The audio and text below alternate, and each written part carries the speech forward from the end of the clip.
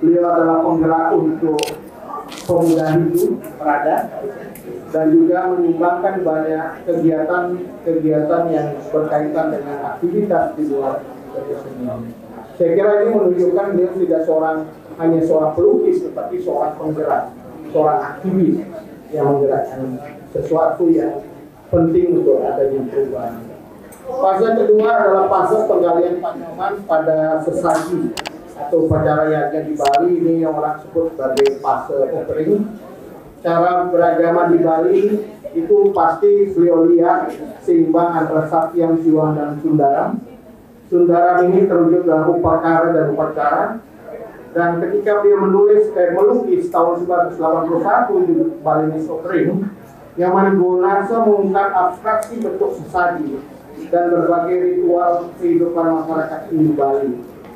Berbagai perangkat seperti canang, pajagan, tamiang, kolon, silit, lamak, itu semua menjadi objek dari lukisan beliau.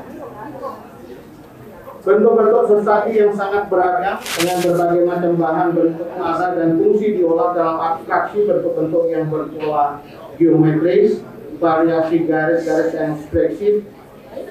Sebagaimana karya yang lain dalam periode offering, lukisan Nyoman ini menampilkan warna-warna kontras dalam nuansa putih pastel sehingga berkarakter arkalik.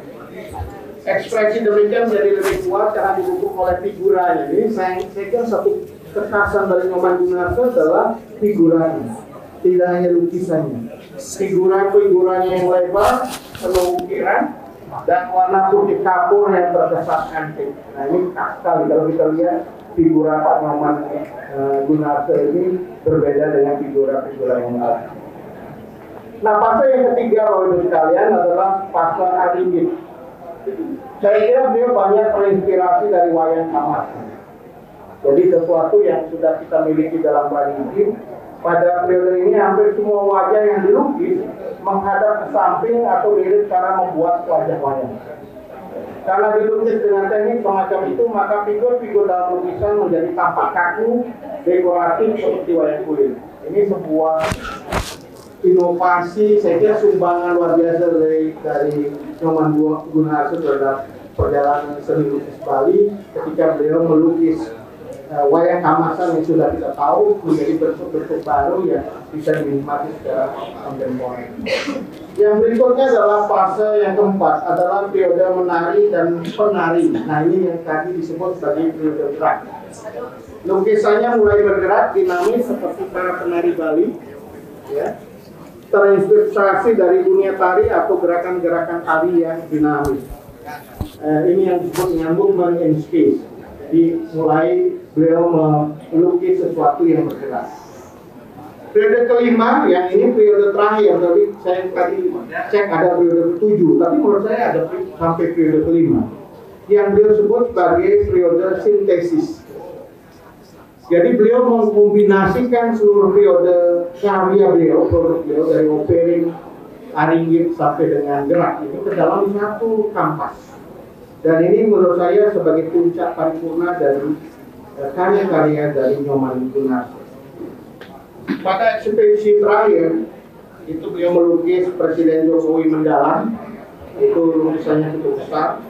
Kemudian ada lukisan Pak Jokowi minum jamu. Kemudian ada juga lukisan upacara ngeruat tumpak wayang yang tadi sudah kita lihat di layar. Itu menunjukkan bahwa kombinasi dari berbagai fase kehidupannya ada dalam satu karya. Dan itu terakhir saya kira penting sekali menjadi jejak terakhir dari perjalanan Pak Nyoman Gunarso, dan mungkin juga akan menjadi inspirasi kita jika beliau melukis tentang moksa. Itu sebagai lukisan yang menarik untuk kita pelajari. Perjalanan berkesenian adalah perjalanan spiritual, perjalanan mendaki, perjalanan menemukan jati diri. Saya kira saya menemukan kemiripan dengan Wianto juga di dalam perjalanan ini. Melukis berkesenian itu bukan semata-mata satu aktivitas yang sudah menjadi bagian dari kebudayaan, tetapi juga sebuah laku spiritual yang dijalani, dan fasenya adalah fase terakhir dominasi tesis. Tetapi yang harus selalu kita ingat bahwa dari semua perjalanan itu beliau tidak pernah melupakan apa yang hidup dan tumbuh di tanah Bali. Saya menyampaikan apresiasi pada Gus D dan seluruh Sumatera Pesantren yang memfasilitasi pameran ini. Saya berharap lebih banyak gereja santren yang lain yang menjadi bagian dari gerakan kebudayaan, jadi bisnisnya sukses gitu, ya kan, lebih makin banyak wisatawan datang, tetapi gerakan kebudayaan juga harus berjalan sehingga kita bisa menghadirkan kembali jiwa roh kebudayaan Bali. Saya mengutip kakak saya ini, Bung Rai Arman. Beliau selalu mengatakan kita perlu dua figur atau dua kelompok yang perlu dimiliki oleh Bali dan juga di tempat lain. Art lover, pencinta seni, dan art promotor seni. Ini dua hal yang harus saling mendukung. Karena menurut saya art promotor ini harus terus membantu seniman, seperti yang dilakukan oleh Gus D dan juga oleh Bung Rai, yang diharapkan oleh Nyoman Gunarso. Ternyata Bung Rai juga harus memerankan fungsi art promotor ini, karena art promotor ini harus membantu seniman untuk membangun reputasinya melalui berbagai pameran, tulisan dalam buku, dan juga perbincangan. Jadi kita ini tidak boleh puas hanya dengan pesona. Kita mengagumi Pak Nyoman Gunarso.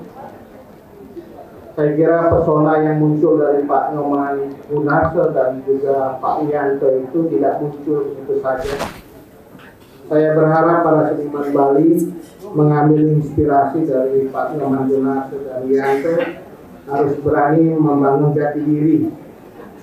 Saya kira ini juga kita dapat dalam pameran Tirta Rupa ketika kita berdiskusi dengan seniman lukis. Salah satu yang kita dorong adalah para seniman harus berani mengambil atau memiliki karakter jati diri. Jadi jati diri itulah yang kemudian membedakan seniman Bali dengan seniman lain. Bahkan satu keluarga di Batuan pun satu keluarga, kakak dan adiknya bisa memiliki karakter jati diri yang berbeda.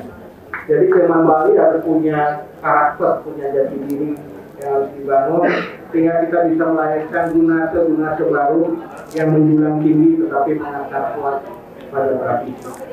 Saya kira itu saja yang ingin saya sampaikan pada kesempatan yang baik ini.